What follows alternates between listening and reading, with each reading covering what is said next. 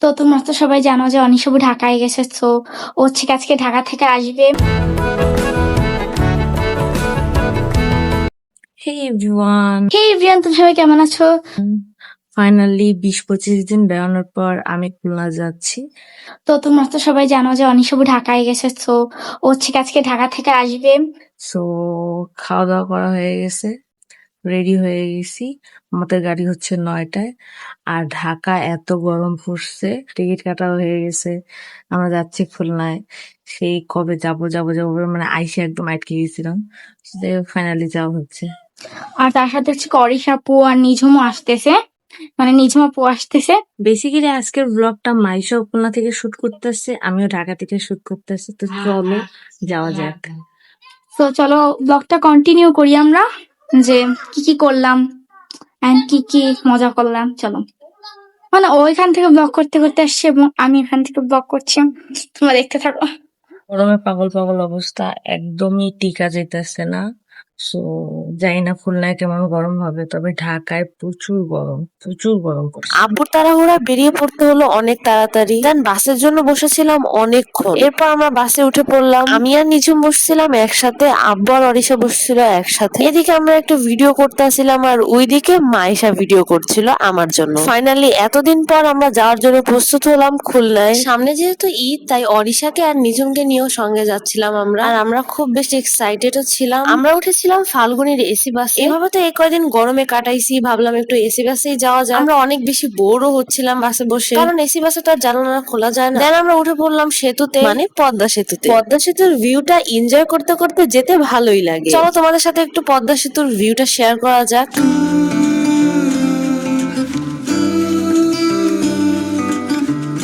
এদিকে চলো তোমাদের খুলনার ভিউটাও দেখাই। খুলনায় ছিল প্রচুর পরিমাণে বাতাস, আর আমাদের বাড়ির আশেপাশের ভিউ গুলা তো সেই। অপরদিকে আম্মু রান্না বাড়া করছিল আমাদের জন্য, ডিম ভুনা, পুঁইশাক তরকারি আর আমডাল রান্না করছিল আম্মু। যেহেতু আমরা ছিলাম না, তাই মাইশা অনেকটাই বেশি হেল্প করছিল আম্মুকে। তো মাইশা কি করছে সেটা এখন দেখা যাক। আম্মু হচ্ছে কি ওদের জন্য রান্না করতেছে, হচ্ছে করে হচ্ছে আয়সা খাবে তো ওই জন্য। চলো কি কি রান্না করে আমরা দেখবো একটু পরে, রান্না শেষ হলে আশা করি সাথে দেখাবো। ওদেরকে আমরা সুদা ভাত খাবো। তো আবার দেখা হচ্ছে একটু পরে। বাসে বসে যখন বোর হচ্ছিলাম তখন কথা বলছিলাম মাইশার সঙ্গে। ও তো অনেক বেশি খুশি ছিল আমরা সবাই যেহেতু একসঙ্গে আসছিলাম। তো আমি এখন ডিম ছিলবো ওদের জন্য। ডিম, আমার ডিম ভুনা করবে না? তো এটা দিয়ে হচ্ছে ডিম ভুনা করা হবে। ডিম গুলাকে এখন তুলবো। ডিম ছোলা হয়ে গেছে। ভুনা থেকে আম ডাল হচ্ছে, পুঁইশাক তরকারি রান্না হচ্ছে।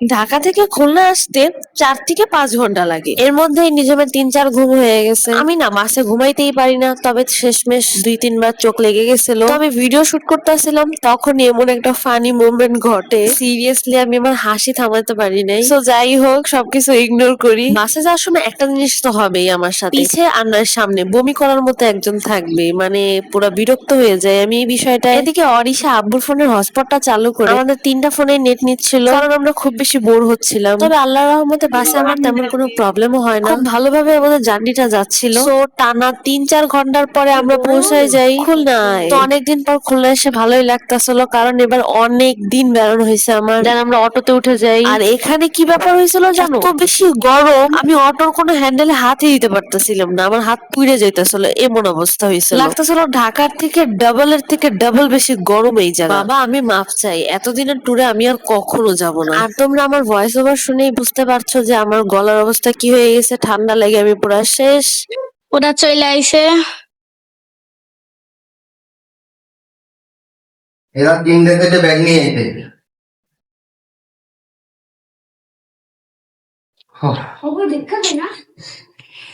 চলে এসেছে।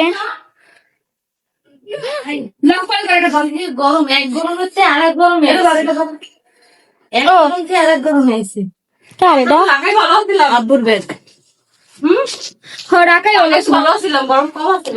না না, এই জায়গায় অনেক ঠান্ডা, তোরা কি করস? সো যা বলো তা বলো, নিজের বাড়ি মানে আলাদাই শান্তি। সো ফাইনালি চলে আসছি, খাওয়া দাওয়া করলাম, এখন রেস্ট নিব। তবে কাজ আরো বেড়ে গেছে, দেখো এই সব কিছু গুছাইতে হবে। সো অনেক বেশি টায়ার্ড। এখন এসিটা সাইডে জাস্ট ঘুম দেবো একটা। আসার পর একটা আকামো হয়ে গেছে, আইসে দেখি কি মানে আমার এখানে এই ড্রেসিং টেবিলের এখানে একটা গাছ রাখা ছিল একটা কাঁচের গ্লাসের মধ্যে, ওইটা মানে ভেঙে গেছে। এইদিকে বারান্দার জানলা খোলা ছিল, তো তো পর্দা উড়ে এসে লাইগে ভেঙে গেছে। সো আইসে ওই দেখার মাথা আরো খারাপ হয়ে গেছে। তা গাছটা কোনো রকম আমি রাখছি আর একটা গ্লাসে, চলো তোমাদের দেখাই।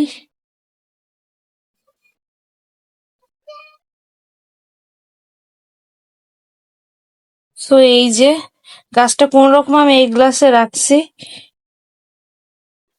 আর আইসে দেখি আমার এই গাছটা অনেক বড় হয়ে গেছে। এই গাছটা অনেক বড় হয়ে গেছে, যে আম্মু অন্য অন্য গাছগুলো রাখছে। আমার সব গাছই বড় হয়ে গেছে মোটামুটি। তবে ওদের মেডিসিন মেবি দেওয়া হয় না, তাহলে গাছগুলো আরো ভালো থাকতো। এই যে দেখো এইগুলাও। তো এই গাছগুলো ঘরে রাখার জন্য বেস্ট, এক পদের গাছ বলতে পারো, বেস্ট। এগুলো তোমরা ঘরে রাখবা, মানে মানে ঘরে কি ঘরে রাখবা, পানিতে রাখবা, মানে ভালো থাকবে, কোনো টেনশন নাই, তেমন একটা যত্নার্থী করা লাগে না, খালি পানিটা পাল্টাবা তোমরা। কিছু এক সপ্তাহ পর পর পানি পাল্টে দিলে হয়। আর আমি পানির জন্য একটা মেডিসিন ইউজ করি, তো সো ওটার জন্য গাছে তেমন কোনো ক্ষতিও হয় না, গাছ সুন্দর ভালো থাকে। আর যে পাতাগুলো মরা পাতাগুলো একা গায়ে ঝরে পড়ে যায়, বুঝছো। সো ভালো হয় মেডিসিনটার জন্য, আরো বেশি ভালো হয়েছে এই পানিতে গাছ রাখতে। আরো মানে আগে পানিতে গাছ রাখলে না মরে যাইতো, হ্যাঁ, তেমন বা কি কারণে থাকে না হ্যান ত্যান। তো কিন্তু এই গাছগুলো না নর্মাল পানিতেও ভালো থাকে। তবে আমি এখন একটা মেডিসিন ইউজ করি, যেহেতু আমার পাতাবাহারি কিছু গাছ আছে, পানিতে রাখি, তো সেগুলো ভালো থাকে আর কি। তো ফাইনালি চলে এসেছে গাইস, তোমাদের জন্য এবার মাইশা ব্লগ শুট করছে। হ্যাঁ তোমরা দেখতে পারছো। সো এখন আমরা একটু রেস্ট নিব, ঘুমাবো। হ্যাঁ। এসি ছাড়া হয়ে গেছে, এখন জাস্ট ঘুম দিব। তোমরা So- শো অফ করো। সো আমিও মনে মনে তাই করছিলাম, কমেন্ট বক্সে তাই হয়ে আসবে, তোমরা তো শো অফ করতেছো। আচ্ছা যাই হোক, শো অফ করলে করতেছি, এখন ঘুমাবো, বিকালে দেখা হবে। গাইস, মাইশা এখন আমাদের জন্য নুডলস রান্না করছে।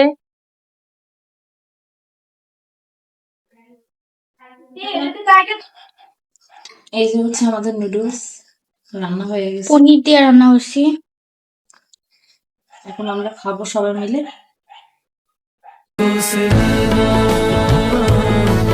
जब से मिले